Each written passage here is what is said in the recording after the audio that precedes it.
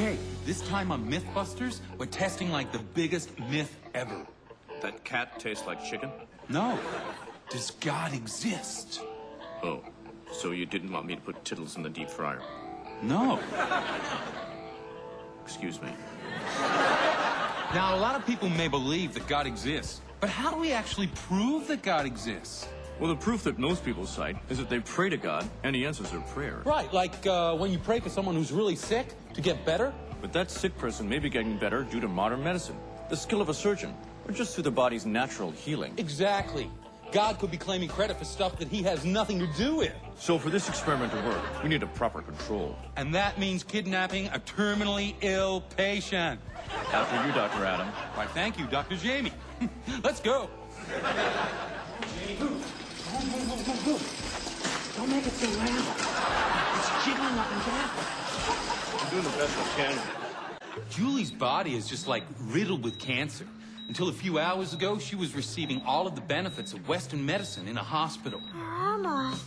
We stole her body, cut off all her treatments, and now we're about to pray to God to cure her. What? You're part of an experiment. Dear Lord Jesus, I love you a lot. I love you. As I love my own mom and dad. So I just love you, God, and Lord, and Jesus, and Christmas. Thank you. Well, it's been 5 days now, and it's not looking good. No, it isn't. I think she'll be dead within the hour.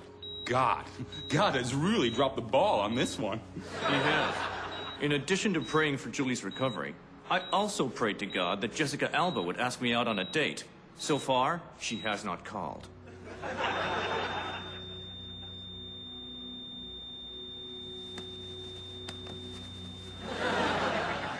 So, do we call this myth busted?